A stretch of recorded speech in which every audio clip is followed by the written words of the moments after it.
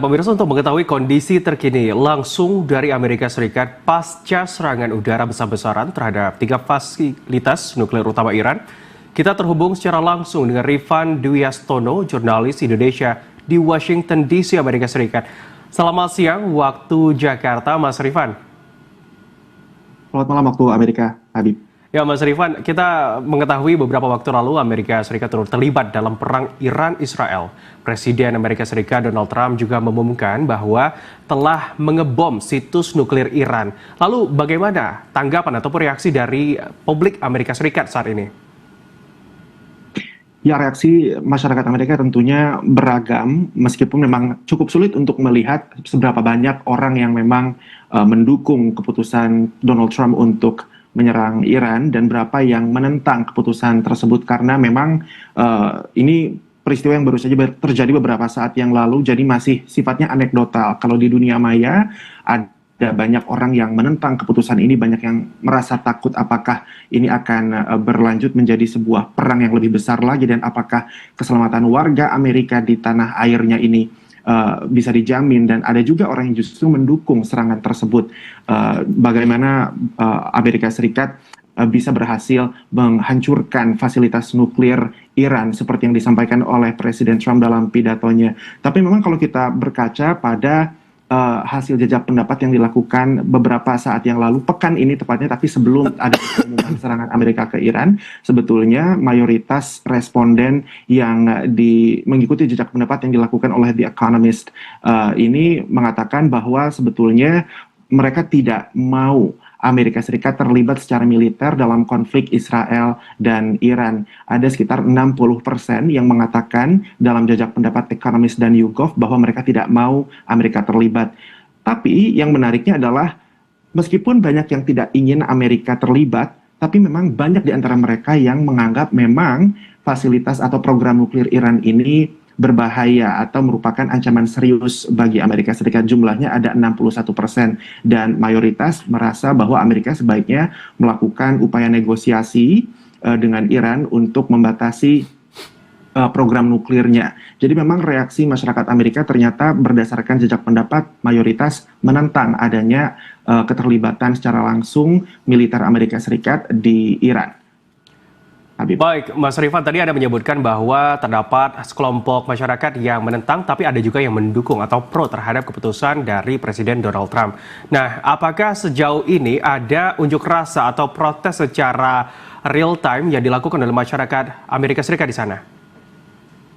Ya, Habib, saat ini di Amerika Serikat, di Washington DC setidaknya sudah pukul 1 pagi waktu Amerika Serikat, dan mungkin di sisi barat Amerika Serikat sekarang sudah pukul 10 malam. Sejauh ini yang saya pantau dari berbagai pemberitaan di media massa, memang belum ada aksi unjuk rasa atau protes yang dilakukan oleh massa malam ini juga, tapi memang sudah ada beberapa seruan untuk menggelar aksi turun ke jalan untuk menentang keterlibatan Amerika Serikat dalam konflik Israel-Iran, seperti di Milwaukee, kemudian juga ada di Boston, ada juga di Houston, ada juga di Portland. Ini beberapa kota besar di Amerika Serikat, banyak sebagian masyarakatnya sudah menyerukan ayo kita turun ke jalan besok hari Minggu waktu Amerika Serikat untuk menentang keterlibatan Amerika Serikat di dalam konflik Israel dan Iran. Tapi memang secara umum juga masyarakat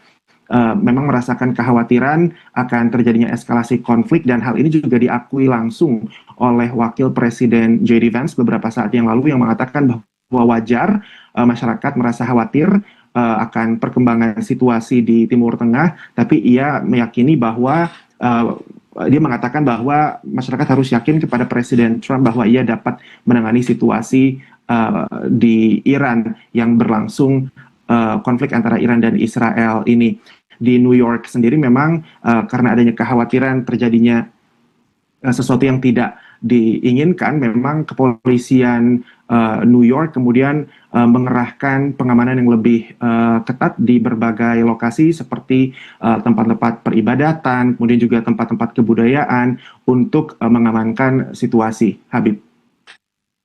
Kemudian saya juga ingin mengetahui, Mas Rifan, bagaimana kemudian pandangan-pandangan media-media besar di Amerika Serikat terhadap serangan ataupun keputusan dari Donald Trump kali ini? Tentunya media-media di Amerika Serikat langsung memberitakan perkembangan terbaru ini sejak tadi beberapa jam yang lalu ketika Presiden Trump pertama kali mengumumkan melalui akun Truth Socialnya bahwa Amerika Serikat telah melancarkan serangan ke 3 fasilitas nuklir Iran, dan ia mengakui bahwa dan ia mengklaim bahwa ini adalah sebuah serangan yang berhasil. Media massa di Amerika Serikat langsung memberitakan, langsung breaking news tentunya untuk mengikuti perkembangan situasi, apalagi tadi tidak lama setelah Presiden Trump mengungkapkan atau mengumumkan serangan Amerika ini, ia juga mengatakan bahwa dalam 2 jam setelahnya ia akan menyampaikan pidato di hadapan masyarakat, pidato televisi, dan itu pun memang sudah dilakukan. Jadi memang tadi media massa di Amerika terus memantau situasi dan mengikuti juga reaksi dari berbagai pihak, tidak hanya dari Israel melalui Perdana Menteri Benjamin Netanyahu yang memuji dan mengucapkan selamat kepada Presiden Donald Trump dan mengatakan bahwa atas keberanian keputusan yang berani Donald Trump, ia akan mengubah sejarah.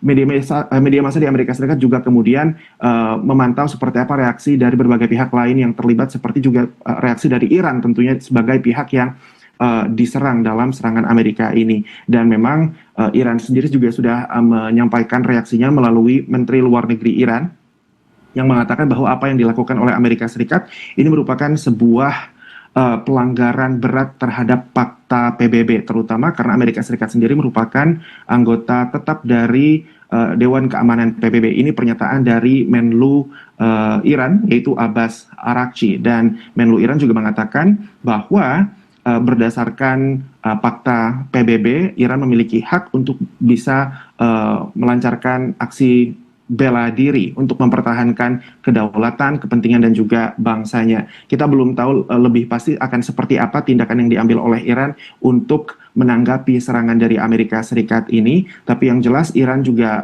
menyatakan bahwa fasilitas nuklir yang diserang oleh Amerika menurut mereka diklaim bahwa tidak menyebabkan kontaminasi, dan kita akan memantau seperti apa perkembangannya, apakah fasilitas-fasilitas tersebut mengalami kerusakan yang cukup parah seperti yang memang sudah disampaikan oleh Presiden Trump dalam pidatonya bahwa fasilitas-fasilitas pengayaan uranium di Iran ini, di 3 lokasi ini dinyatakan berhasil dihancurkan. Habib. Baik, Mas Rifan, beberapa waktu lalu kita tentunya sama-sama mendengar ya, kita dan juga rekan-rekan media mungkin di Amerika Serikat mendengar terdapat pergerakan ataupun kesepakatan dalam G7 di mana negara-negara yang menyatakan dukungannya terhadap Israel. Nah, setelah Amerika Serikat menyerang Iran, apakah negara-negara sekutu akan Israel ini memberikan informasi ataupun konfirmasi atau sedikit ada hints informasi akan menyerang Iran? Kalau dari kacamata teman-teman media di sana seperti apa? Jauh ini belum ada informasi mengenai apa tindakan yang akan diambil oleh G7 atau negara-negara yang tergabung dalam kelompok 7 yang beberapa saat yang lalu bertemu di Kanada. Apakah akan mendukung serangan Israel ke Iran seperti yang dilakukan oleh Amerika Serikat? Tapi yang jelas reaksi dari berbagai belahan dunia, dari para pemimpin dunia ini cukup seragam. Tentunya ada dukungan dari Israel tentunya karena memang Amerika Serikat membantu Israel dalam serangannya ke Iran ini. Tapi dari pihak-pihak lain, sebagian besar mengecam serangan Amerika Serikat ke Israel seperti disampaikan oleh Sekretaris Jenderal PBB Antonio Guterres, yang mengatakan bahwa serangan Amerika Serikat ke Iran ini merupakan eskalasi yang membahayakan di kawasan. Ketika situasi di kawasan itu juga sudah cukup tegang, begitu ya. Kemudian juga pernyataan dari New Zealand, kemudian dari pemerintah Australia sama-sama mengatakan bahwa sebaiknya situasi di Timur Tengah dideeskalasi karena memang situasi konflik antara Iran dan Israel ini sudah banyak dikhawatirkan oleh berbagai pihak, karena apabila sampai Amerika Serikat terlibat dalam konflik di Israel dan Iran, dikhawatirkan akan terjadi perluasan konflik di kawasan Timur Tengah yang sebelumnya hanya antara Israel dan Iran bisa jadi spill atau melebar kemana-mana, dan tentunya adalah sesuatu yang dikhawatirkan oleh berbagai pihak, tidak hanya negara-negara Barat tapi juga negara-negara lain di dunia. Jadi memang sejauh ini kita masih terus menantikan juga akan seperti apa respon dari negara-negara lain, terutama negara-negara yang sebelumnya sudah menyatakan dukungan mereka terhadap Israel dalam kelompok G7. Habib. Baik, Mas Rifan, kita juga penasaran sebenarnya seberapa besar peranan media di Amerika Serikat dalam mengawal sebuah kasus atau konflik agar tidak justru menimbulkan permasalahan ataupun konflik yang lebih parah di dalam masyarakat. Lalu bagaimana juga warga Amerika Serikat kemudian menyikapi dengan kasus ataupun peristiwa yang terjadi belakangan ini?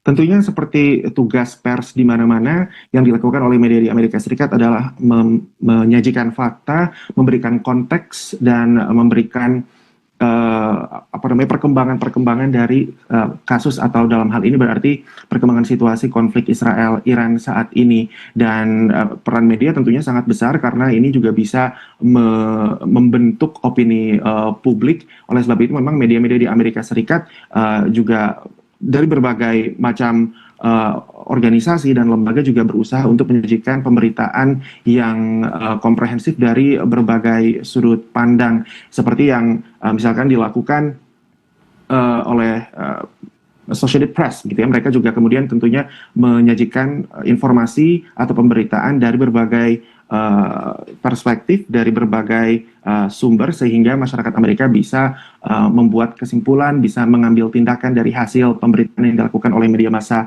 dan insan pers yang ada di Amerika Serikat. Habib, dan tentunya kalau reaksi dari masyarakat Amerika Serikat sendiri seperti yang saya sampaikan tadi beragam. Secara anekdotal banyak yang merasa khawatir dengan perkembangan ini, ada yang menentang Amerika Serikat terlibat dalam konflik Israel dan Iran, bahkan sebagiannya sudah menyerukan agar turun ke jalan untuk memprotes dan berunjuk rasa menentang hal ini. Tapi juga ada sebagian pihak yang mendukung kebijakan dari Presiden Donald Trump ini. Tapi memang yang menarik adalah sebetulnya di kalangan para pendukung Presiden Donald Trump sendiri ada perpecahan di antara mereka yang mendukung sepenuhnya upaya Amerika untuk membantu Israel memerangi Iran, tapi ada juga yang tidak mendukung. Karena memang sebetulnya Trump sendiri ketika masa kampanye Pilpres tahun lalu, ia berjanji bahwa ia akan menjauhkan Amerika dari konflik-konflik luar negeri yang biasanya memang mengambil atau memakan ongkos yang sangat mahal dari anggaran. Sehingga Trump sendiri dalam kampanyenya berjanji bahwa ia akan membawa Amerika keluar dari konflik-konflik itu. Dan bahkan ketika ia dilantik sebagai presiden pun, ia mengatakan bahwa ia akan menjadi presiden yang menjadi peacemaker atau pembawa perdamaian. Nah ini memang menjadi kontra atau bertentangan dengan kebijakan yang diambil Trump saat ini, di mana Amerika Serikat justru terlibat secara langsung dalam konflik di luar negeri, di Iran dalam hal ini, Habib. Baik, Mas Rifan, mungkin kita akan menjawab keresahan dari masyarakat Indonesia yang tentunya mungkin bertanya apa dampak yang diberikan kepada Indonesia terkait dengan konflik Timur Tengah antara Amerika Serikat dan Iran saat ini, dan bagaimana visualisasi dampak ke depannya. Singkat saja, Mas Rifan. Tentunya yang terjadi di Timur Tengah ini tidak hanya akan dampaknya ini tidak hanya akan berdampak pada lingkungan atau kawasan Timur Tengah saja, tapi ini akan menciptakan ripple effect atau dampak riak kemana-mana, termasuk ke Indonesia tentunya. Karena memang Iran dan kawasan Timur Tengah sendiri kan memiliki banyak sekali atau maksud saya Indonesia punya banyak kepentingan juga di Timur Tengah, sehingga apabila terjadi ketidakstabilan atau ketegangan konflik yang meluas di Timur Tengah, ini akan berpengaruh pada tidak hanya perekonomian dalam negeri di Indonesia tentunya, tapi juga misalnya dalam hubungan geopolitik Indonesia dengan negara-negara lain yang terlibat dalam konflik yang ada di Timur Tengah. Jadi menarik juga untuk kita lihat ke depannya apakah dampak ini akan cepat terasa sampai ke Indonesia, atau ini akan diantisipasi dengan berbagai kebijakan terlebih dahulu, atau seperti apa. Tapi yang jelas saat ini semua orang sedang memantau situasi, termasuk juga pasar, atau maksud saya pasar saham juga masih terus memantau situasi apakah eskalasi konflik yang terjadi di Timur Tengah, khususnya di antara Israel dan Iran ini, akan berdampak besar pada kondisi pasar ketika dibuka lagi di hari Senin mendatang. Habib. Baik, Mas Rifan, tentunya kita berharap semoga tidak terjadi eskalasi konflik antara Amerika Serikat dengan Iran ataupun Israel dan Iran dan berbagai pihak lainnya. Dan kita harapkan semoga pemerintah yang terlibat bisa mengambil langkah yang tepat untuk konflik yang berlangsung saat ini. Terima kasih Mas Rifan dari Washington DC telah menyempatkan waktu untuk berdialog bersama kami. Selamat kembali beraktivitas, Mas Rifan. Terima kasih.